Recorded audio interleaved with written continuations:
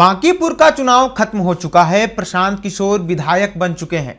भाजपा अपना 30 साल पुराना गढ़ गंवा चुकी है, लेकिन इन सबके बीच एक ऐसा नेता है जिसकी मुश्किलें शायद सबसे ज्यादा बढ़ गई है। वह नेता है तेजस्वी यादव।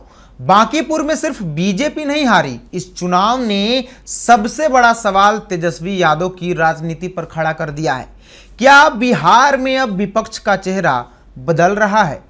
क्या प्रशांत किशोर की विधानसभा में एंट्री तेजस्वी यादव के राजनीतिक भविष्य के लिए सबसे बड़ी चुनौती है? और क्या तेजस्वी यादव वही गलतियां दोहरा रहे हैं जिनकी वजह से बड़े बड़े नेता राजनीति में पीछे छूट गए? आज इसी पर करेंगे विस्तार से चर्चा। पूरे घटनाक्रम का गहराई से विश्लेषण करेंगे। नमस्कार, मैं आदर्श, आप देख रहे हैं दर्श न्यूज। सबसे पहले एक बात समझिए, बांकीपुर की यह हार केवल एक विधानसभा सीट की हार या जीत नहीं है। 243 सीटों वाली विधानसभा में इससे सरकार नहीं बदलेगी, एनडीए की सरकार बनी रहेगी।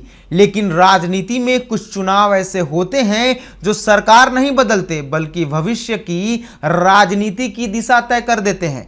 बांकीपुर का चुनाव भी वैसा ही चुनाव था। यह चुनाव बता गया कि बिहार में अब विपक्ष के अंदर भी नेतृत्व की लड़ाई शुरू हो चुकी है। अब सवाल भाजपा बनाम राजद का नहीं रह गया है। यह सवाल इसका नहीं है कि कौन सरकार में रहेगा, अब सवाल है कि बिहार में विपक्ष का असली चेहरा कौन होगा।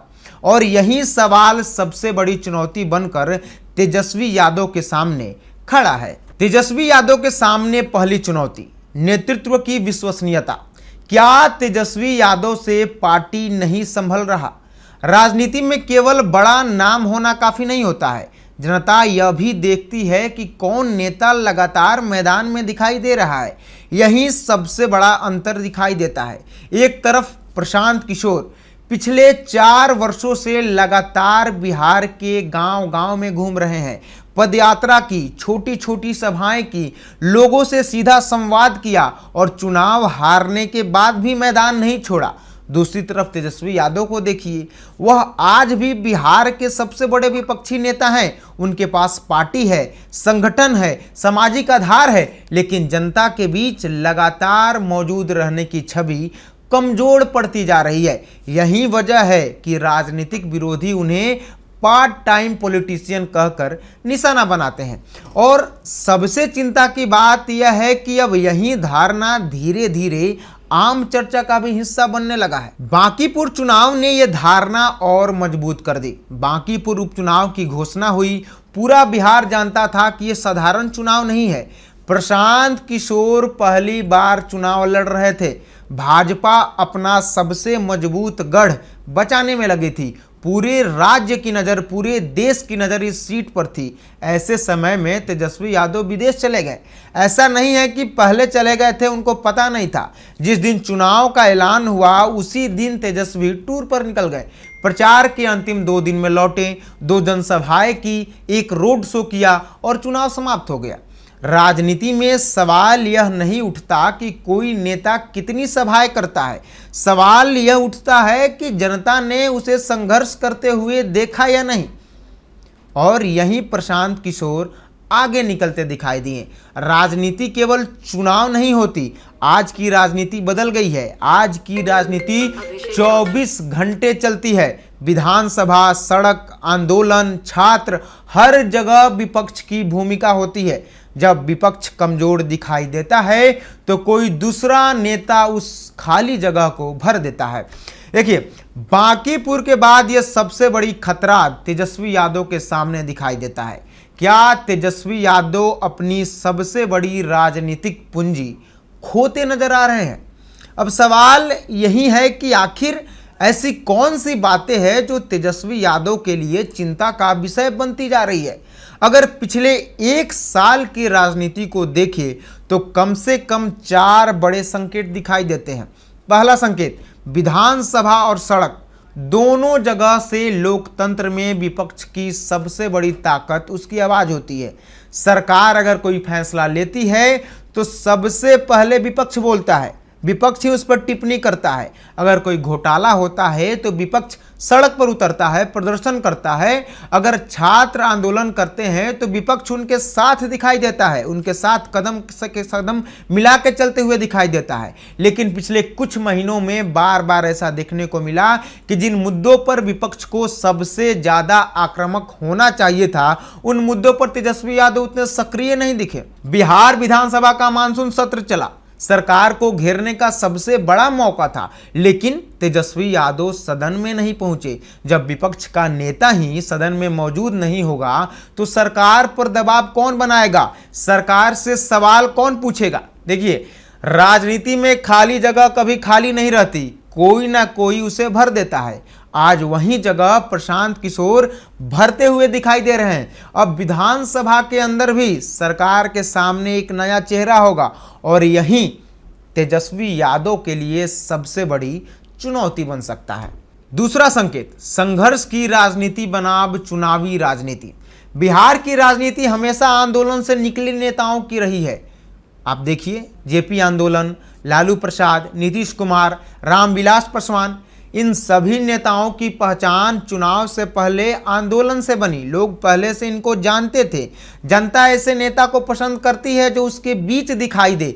यही प्रशांत किशोर ने पिछले 4 वर्षों में लगातार मेहनत की। उन्होंने पदयात्रा की, गांव-गांव गए, छोटी बैठकों से शुरुआत की, लोगों की शिकायतें सुनी, फिर उसी मुद्दे को राजनीतिक मुद्दा बनाया। यानी उन्होंने चुनाव से पहले संगठन बनाया। वहीं तेजस्वी यादव का मॉडल अलग दिखाई देता है। वे चुनाव के समय ज़्यादा सक्रिय होते हैं, लेकिन चुनाव खत्म होने के बाद उनकी राजनीतिक सक्रियता कम दिखाई देती है। कहाँ रहते हैं तेजस्वी यादव, उनके पार्टी के नेता को भी नहीं पता। आज का युवा मतदाता इस फर्क को बहुत तेजी से समझ रहा है और यही वजह है कि बांकीपुर में पहली बार बड़ी संख्या में युवा वोटर बदलाव की बात करते दिखाई दिए। तीसरा संकेत का बात करते हैं, जेनजी की राजनीति बदल चुकी है। यही शायद सबसे बड़ा बदलाव है। बिहार आज देश के सबसे युवा राज्यों में गिना जाता है। करोड़ों युवा पहली बार वोट डाल रहे हैं, लेकिन यह युवा 1990 की राजनीति नहीं देखी है।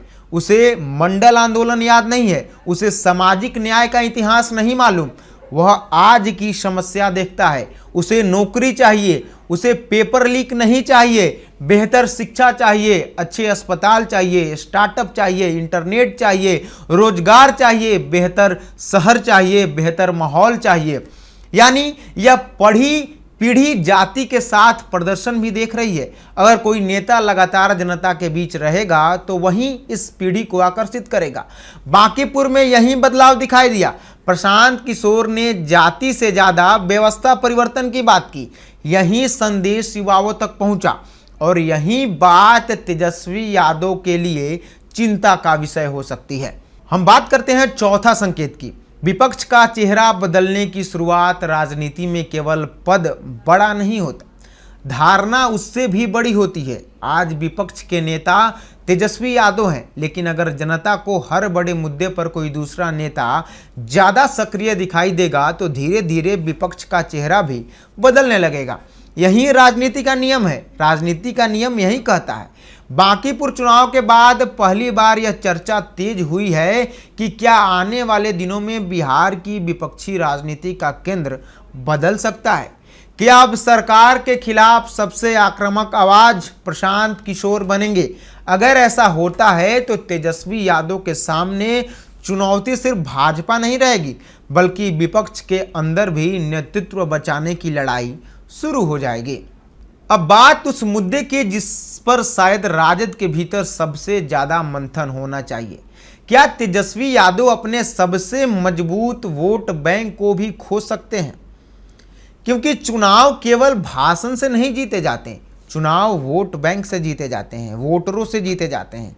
और राजद की राजनीति 3 दशक से जिस सामाजिक समीकरण पर टिकी रही है उसे MY यानी मुस्लिम यादव समीकरण कहा जाता है। लेकिन अब सवाल यह है कि क्या यह समीकरण पहले जितना मजबूत है। यहीं से तेजस्वी यादव की सबसे बड़ी परीक्षा शुरू हो जाती है। लालू प्रसाद यादव जिस पार्टी को अपने खून पसीना और संघर्ष से खड़ा किया, उसको तेजस्वी यादव खुद गिराते हुए नजर आ रहे हैं। मुस्लिम वोटर हमेशा जीतने वाले विकल्प की तलाश करता है। भारतीय राजनीति का एक सिद्धांत है, हर वोट बैंक अपने हितों की रक्षा करने वाले सबसे मजबूत विकल्प के साथ खड़ा होना चाहता है। मुस्लिम समाज को क्या चाहिए? बीजेपी को हराना, बीजेपी हार जाए। इसीलिए बिहार में लंबे समय तक मुस्लिम समाज को लगा कि भाजपा को रोकने की सबसे मजबूत ताकत लालू प्रसाद और बाद में तेजस्वी यादव है। इसलिए मुस्लिम वोट बड़े पैमाने पर राजद के साथ जुड़ा। लेकिन पिछले कुछ वर्षों में तस्वीर बदलती दिखाई दे रही है। 2025 विधानसभा चुनाव में राजद को उम्मीद के मुताबिक सफलता नहीं मिली। अब बांकीपुर में भी राजद प्रत्याशी अपनी जमानत नहीं बचा सका। ऐसे स्थिति में राजनीतिक विश्लेषकों के बीच यह चर्चा तेज है कि यदि विपक्ष का मजबूत चेहरा बदलता है तो मुस्लिम वोट का एक हिस्सा भी रणनीतिक तरीके से नया विकल्प तलाश कर सकता है। यह कोई तय नतीजा नहीं है, लेकिन राजनीति में ऐसी संभावनाओं पर चर्चा होती रही है।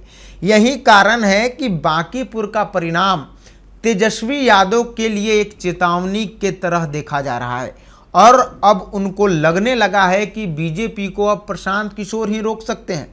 मुस्लिम समाज को लग रहा है, इसीलिए कहीं ना कहीं मुस्लिम समाज पीके के तरफ रुख कर रहे हैं। राजद का दामन छोड़कर पीके के तरफ रुख कर रहे हैं। देखिए, यादव समाज अभी भी साथ है, लेकिन सवाल उठने लगे हैं।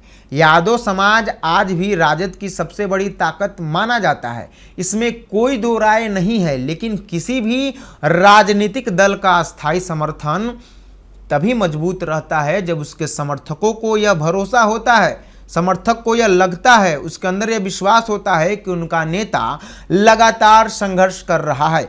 बांकीपुर के चुनाव के दौरान यह चर्चा सुनने को मिली कि कुछ युवा मतदाता, जिनमें अलग अलग सामाजिक वर्गों के लोग शामिल थे, नेतृत्व की सक्रियता को भी महत्व दे रहे थे। अगर आने वाले वर्षों में यह धारणा मजबूत होती है कि कोई दूसरा नेता सड़क और सदन दोनों जगह ज़्यादा सक्रिय है, तो यह राजद के लिए चुनौती बन सकती है।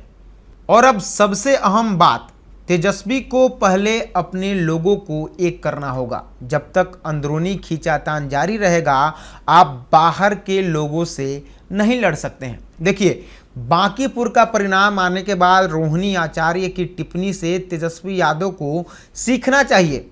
राजनीति में कई बार विपक्ष से ज़्यादा असर अपने घर की लोगों के बात का होता है। बांकीपुर के नतीजे के बाद रोहिणी आचार्य की सोशल मीडिया पोस्ट ने राजनीतिक हलकों में काफ़ी चर्चा बटोरी है। उन्होंने बिना नाम लिए लिखा, बांकीपुर प्रशांत किशोर जीत गए तब, कि जीत उसी की होती है जो लगातार जनता के बीच रहता है, कार्यकर्ताओं से संवाद करता है और संघर्ष करता है। और यह सीधा मैसेज तेजस्वी यादव के लिए था। तेजस्वी को यह सीखना पड़ेगा कि कैसे लालू यादव लोगों से कनेक्ट रहते थे, जनता के बीच रहते थे, सबसे मिलते जुलते थे, और तेजस्वी इसके बिल्कुल उल्टा करते हैं। देखिए, तेजस्वी को एक और चुनौती है, विरासत बनाम संघर्ष। तेजस्वी यादव के पास एक बड़ी राजनीतिक विरासत है। वे लालू प्रसाद यादव के उत्तराधिकारी हैं। उनके पास संगठन है, समर्थक है, अनुभव भी धीरे धीरे बढ़ ही रहा है। लेकिन बिहार की राजनीति सिर्फ विरासत से नहीं चलती। यहाँ जनता उस नेता को भी देखती है जो बारिश में सड़क पर हो, आंदोलन में हो, विधानसभा में हो और हर मुद्दे पर सबसे आगे दिखाई दे। यही प्रशांत किशोर अपनी अलग पहचान बनाने की कोशिश कर रहे हैं और शायद धीरे धीरे सफल भी हो रहे हैं। अगर तेजस्वी यादव भी अपनी राजनीतिक सक्रियता नहीं बढ़ाते तो मुकाबला और कठिन हो सकता है।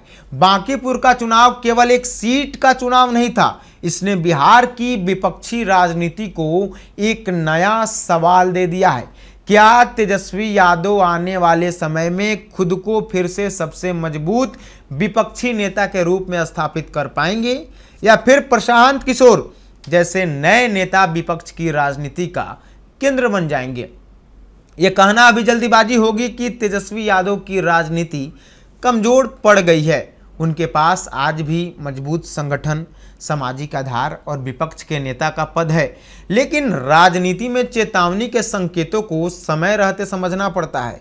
अगर तेजस्वी यादव विधानसभा में अधिक सक्रिय होते हैं, जनता के बीच लगातार जाते हैं, जनता के बीच घुलते मिलते हैं, आंदोलनों का नेतृत्व करते हैं और युवाओं के मुद्दे पर स्पष्ट राजनीति करते हैं, तो वे अपनी स्थिति मजबूत कर सकते हैं। लेकिन अगर वर्तमान धारणा बनी रहती है तो आने वाले विधानसभा चुनाव तक बिहार की विपक्षी राजनीति का चेहरा बदलने की बहस और तेज हो सकती है। आपको कैसा लगा यह विश्लेषण और आपकी भी कोई राय है तो कमेंट में जरूर बताइए। देखते रहिए दर्श न्यूज।